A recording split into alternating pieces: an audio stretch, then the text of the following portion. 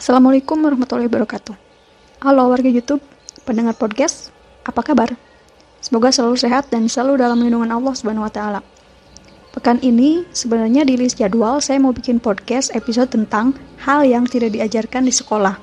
Tapi kemarin malam ada peristiwa yang membuat saya memutuskan untuk mendahulukan judul ini sebelum menyesal. Tadi malam media sosial dipenuhi berita duka. Ustadz Tengku Zulkarnain, Bang Sapri, dan salah seorang guru saya di SMA. Kabar kepergian ini tentu membuat suasana jadi sedih. Tapi tak hanya sedih, saya juga merasakan sebuah penyesalan. Penyesalan karena ada satu hal yang tidak sempat saya lakukan. Karena ketika ada kesempatan, niat itu malah seringkali saya urungkan. Guru saya yang telah berpulang adalah guru sejarah. Saya belum pernah menjadi murid beliau secara langsung di kelas. Tapi saya mengenalnya karena dulu beliau menjabat sebagai wakil kepala sekolah. Dan ada satu momen bersama beliau yang tidak pernah saya lupakan. Waktu saya di kelas 12, di suatu pagi, beliau masuk ke kelas saya untuk mengecek kebersihan. Saat itu di kelas baru ada beberapa siswa. Mungkin sekitar 5 orang. Ya, namanya juga kelas IPS. Paling pada datang pagi itu, kalau cuma ada ketika ada tugas atau PR. Beliau mengecek setiap sudut kelas. Lalu menyuruh kami untuk mengecek kolong meja. Jika ada sampah, maka harus dibersihkan. Beliau duduk di kursi guru dan mengamati kami.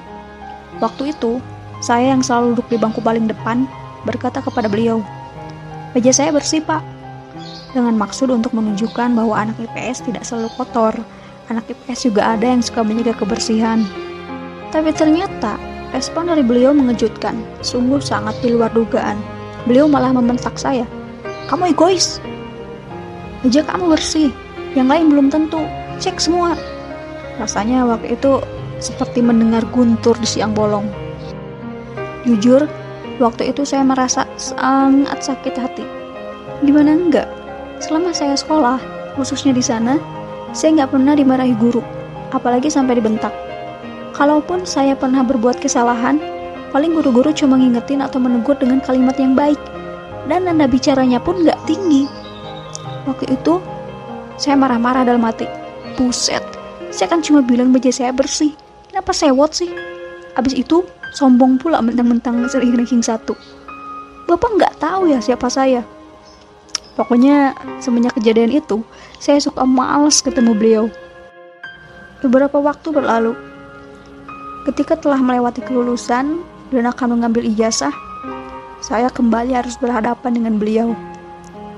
Beliau mungkin lupa pernah membentak saya, tapi saya tidak pernah lupa, bahkan sampai saat ini.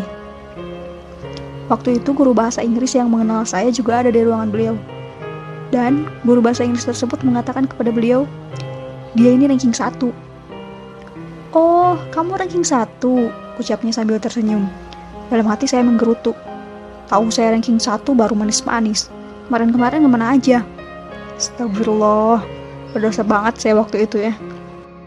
Tapi semenjak beliau membentak, "Kamu egois," pada hal yang sepele waktu itu, tiap saya akan melakukan sesuatu tanpa memikirkan orang lain, rekaman ucapan beliau itu muncul di hati saya. Sampai saat ini pun begitu. Jadi sifat egois yang akan muncul dalam diri saya selalu tenggelam lagi, gara-gara rekaman ucapan itu selalu muncul. Otomatis saya jadi selalu berpikir, oh iya juga ya, kalau saya tetap akan melakukan ini dan hanya memikirkan diri sendiri, artinya ucapan Bapak itu benar kalau saya egois. Makanya niat untuk melakukan perbuatan egois itu tidak jadi terlaksana, karena saya tidak mau jadi orang yang egois. Ucapan beliau itu jadi semacam tameng, pengikat, sehingga sifat egois dalam diri saya selalu kalah. Jadi secara tidak langsung, ucapan beliau itu membantu saya untuk menahan diri dari sifat egois. Menahan diri dari hanya memikirkan diri sendiri. Ucapan yang dulu sangat saya benci, jadi semacam alat kontrol diri. Beberapa tahun kemudian, setelah saya wisuda dan sudah bekerja, tak sengaja saya melihat beliau di dekat kantor pos. "Loh, itu kan Bapak yang itu." Saya masih ingat. Ya gimana enggak, beliau satu-satunya guru yang pernah membentak saya. Dan setelah hari itu, hampir setiap bulan saya selalu bertemu dengan beliau di bank. Sampai rasanya ada yang kurang kalau nggak lihat beliau di bank. Sebenarnya, saya selalu ingin menyapa, Saya ingin berterima kasih atas ucapan beliau yang sempat menyakiti hati saya itu. Tapi niat itu selalu saya urungkan, selalu saya tunda. Nanti lagi deh, bentar lagi deh. Saya selalu merasa segan. Pertama, karena beliau pasti tidak mengenali saya, karena saya tidak pernah menjadi murid di kelasnya. Dan yang kedua, saya orang yang gak bisa basa-basi. Jadi saya nggak tahu harus mulai dengan ucapan apa. Bulan kemarin pun, ketika saya pergi ke bank, lagi-lagi beliau ada.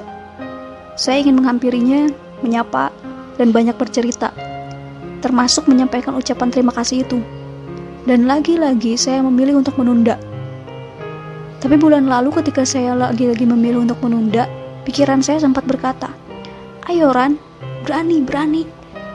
Lakukan sekarang, mumpung masih ketemu. Nanti belum tentu ada waktu." Apa itu firasat? Dan sekarang saya menyesal, sungguh sangat menyesal. Kenapa waktu itu saya nggak mendengarkan pikiran saya? Kenapa waktu itu saya tidak menuruti hati saya? Sekarang beliau sudah nggak ada. Sementara ucapan terima kasih ini masih belum tersampaikan. Saya berdoa dan berharap semoga Allah mempertemukan kami kembali di surga. Saya ingin menyampaikan langsung rasa terima kasih ini kepada beliau. Peristiwa ini mengingatkan saya pada penyesalan yang lainnya. Penyesalan terhadap seseorang yang telah tiada. Saya banyak berdosa padanya. Dan beliau pergi menemui Sang Ilahi sebelum saya sempat meminta maaf. Dosa-dosa ini sangat membebani saya. Dan ucapan maaf yang belum tersampaikan itu turut menambah beban dosa-dosa ini. Teman-teman, ketika kita punya niat baik, i'tikad baik, segera lakukan, segera laksanakan. Jangan ditunda-tunda.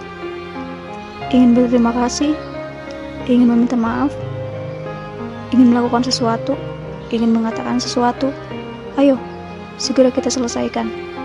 Mari, segera kita sampaikan. Saya tidak mau lagi merasakan penyesalan, apalagi penyesalan yang sama.